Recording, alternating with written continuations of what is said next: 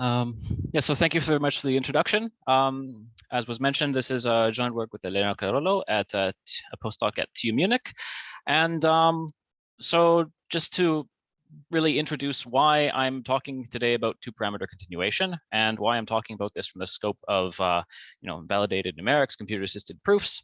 Sometime about a year ago, Elena gave a presentation at the computer-assisted mathematical proofs seminar at the Centre de Recherche Mathématique, and it was one of the things she was talking about was this balloon or bubble of periodic orbits that she and some co-authors proved in the extended Lorentz 84 model. So what this is as a single parameter, in this case, mu is being varied. At one particular parameter value, there is a steady state, and the steady state bifurcates into through a Hopf bifurcation, which means that as the parameter continues to vary, a periodic orbit sort of grows out of the steady state and then continues to increase in amplitude. And as the parameter continues to be varied, this periodic orbit itself continues to grow in amplitude before reaching a peak and then contracting once again, and then actually contracting onto another steady state and vanishes in another Hopf bifurcation. And this is a little bit unusual. It's not the kinds of global bifurcation structure that is often seen, but I saw this talk and I said to Elena, I wonder, have you seen this paper by Victor Leblanc at University of Ottawa from 2016? He used some methods from more traditional dynamical systems, center manifold reductions, normal form theory, and he found this, he proved the existence of this kind of degenerate Hopf bifurcation in a delay SI model. In this context here, there are two control parameters, R0 and P. And what happens is that as P is varied, a very simplistic bifurcation diagram, which contains only the steady state in the upper left-hand quadrant here, bifurcates to eventually having a pair of two Hopf bifurcations for which the bifurcating orbit is connected by those two Hopf bifurcations that happen at two different points in parameter space. So in a certain sense, this balloon that Elena has shown me here is very similar to one kind of snapshot of this more complicated bifurcation structure, which is co-dimension 2. It requires two parameters to be generically seen. So I was thinking maybe there was a way to connect her validated continuation scheme for proving Hopf bifurcations to do two things. One, also prove these degenerate Hopf bifurcations that generate bubbles in a more systematic way, and also to extend what she did to delay equations, because this is something that I have a bit of expertise in. So to move in this direction, it's a good idea to try to understand geometrically what is going on here in this these bifurcation diagrams from the previous page. So near a Hopf bifurcation, the periodic orbit that comes out of the steady state looks a lot like a cosine. So as one particular instance of this, suppose we're sitting at very low amplitude, we're very close to a Hopf bifurcation. This is the sort of red dot on this figure in amplitude crossed two parameters space. So we have a low amplitude cosine here. And as one parameter is varied, as was done in Elena's balloon picture earlier, as one parameter is varied, in this case beta, we have our periodic orbit starts to become a little bit more, there's a couple more modes that are appearing, and the amplitude is increasing, and eventually it reaches a peak. And then if we continue increasing beta, then eventually it collapses down onto another steady state. And this is what a bubble looks like. Now, if this structure itself is kind of robust with respect to perturbations of the other control parameter, in this case alpha, it might be reasonable to expect that maybe as alpha changes in one direction or the other, that the maximum amplitude that is attained over an orbit on this bubble might also decrease, in the same way that the width of the bubble itself, the range of admissible parameters where it exists, might also decrease. And in this case, what happens is that, well, we can identify bubbles with loops in this amplitude alpha beta space And in some direction, as one parameter decreases, this loop is going to contract to a point. And that's where that degenerate bifurcation comes from, where this loop contracts onto a point. And in this sort of more geometrical perspective, we can really kind of start to think of this as being a two-parameter continuation problem, where we're computing manifolds of periodic orbits. So how is this done? And this is something that is, not always necessarily presented. Two-parameter continuation. So a bit of an introduction here is, in order. So the basic setup here is I have a differentiable map mapping from a finite dimensional vector space crossed with two-dimensional reals into another finite dimensional vector space. It's possible to allow for complex vector spaces under some symmetry constraints. This method will still work in that case, and in particular, for the problems that Elena and I have been working on, we've been working under that situation. But there's a few more subtleties to it, and I won't talk about them too much. But the main point is this: if we have an exact zero of our map, and we compute a basis for essentially what should be the tangent space at that point. So the two vectors phi1 and phi2 that span the kernel of the Fréchet derivative or Jacobian. Then if we take a little linear combination of those two elements, a small linear combination, and add that to our original zero, then we should have a new approximate zero, which in principle maybe we can correct with Newton's method after the fact.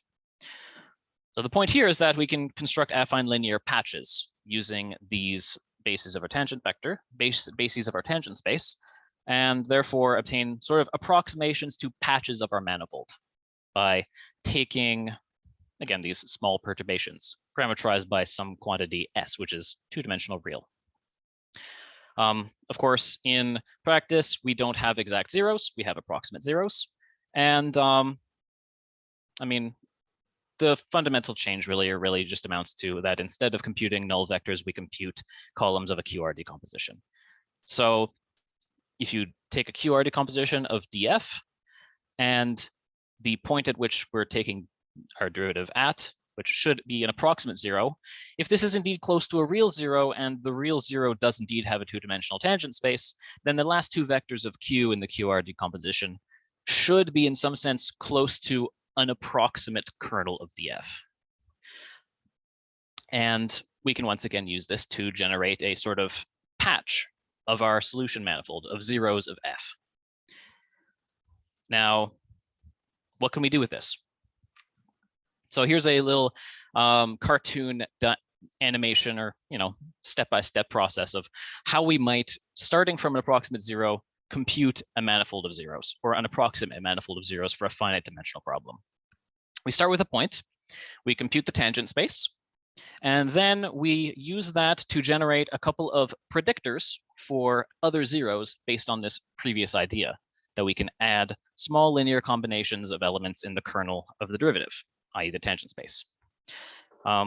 We choose to do this in a regular hexagon. And the reason we choose to do this in a regular hexagon is because this results in the simplices, the collections of 3 points that are connected by edges, so to speak. This results in them, well, having options where they have, well, we can have equilateral triangles here, which is kind of nice. It's a bit more stable in this way. Then we have these new predictors, y1 through y6. We apply Newton's method to each of them in some way to correct them. And this is going to introduce a little bit of curvature to our computed approximation to our manifold of zeros. And now we might ask ourselves, how do we continue? So suppose we now want to continue to grow our manifold from the point y1, given that y2 and y6 are other points that we're on our patch of hexagon, and the edges from y1 to y2 and y1 to y6, they're sort of on the boundary of what's already been computed. So what we would want to do now is generate new points, new predictors that are in some way away from what's already been computed. We want to grow our manifold. We don't want to just go back into it. And one way to do this consistently is we project all of those edges onto the tangent space at y1, which can be computed in the same way as before. And then by doing some angle calculations, what we can do is consistently determine which edge is pointing toward the inside of the manifold, and then generate a sort of fan of predictors that span a suitable angle pointing away.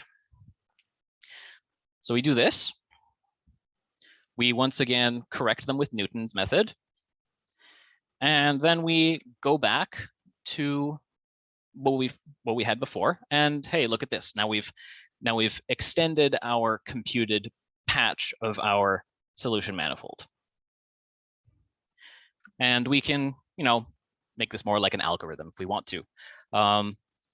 So what we can do is we start again with our approximate 0, and then we correct it with Newton's method applied to this sort of bordered version of f. And what this really is 2-parameter pseudo-arc length continuation.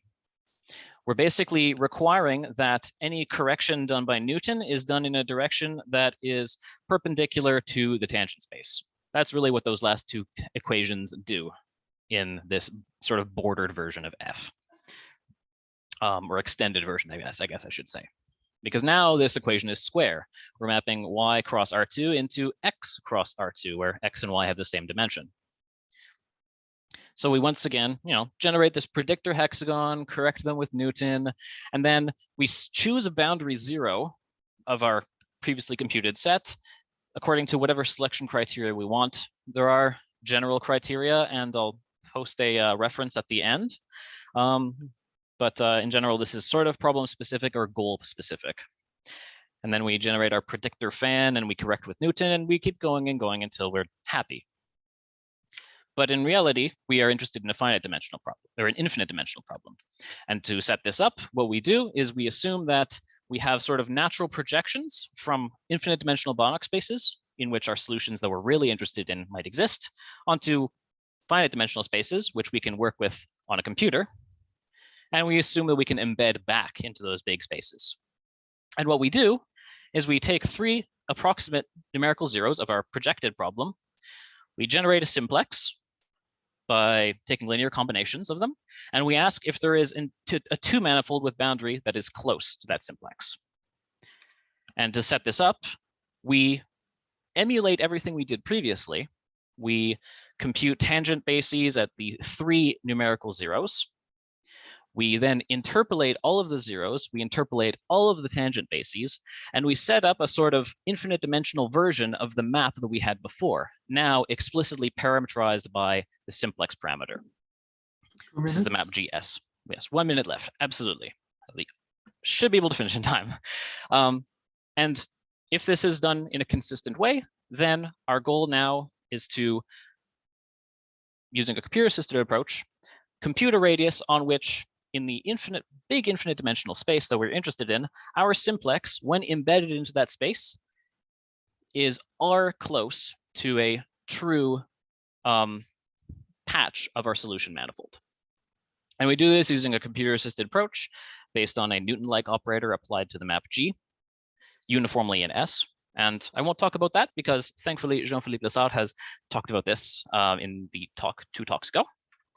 And I'll now just briefly talk about applications. So the first example, in the Fürth-Nagomo ODE, we do indeed have one of these de Girard-Hoff bifurcations. And for the computation here, we worked with a 7-mode Fourier projection, and we get a fairly good validation radius, considering the step size and considering the problem.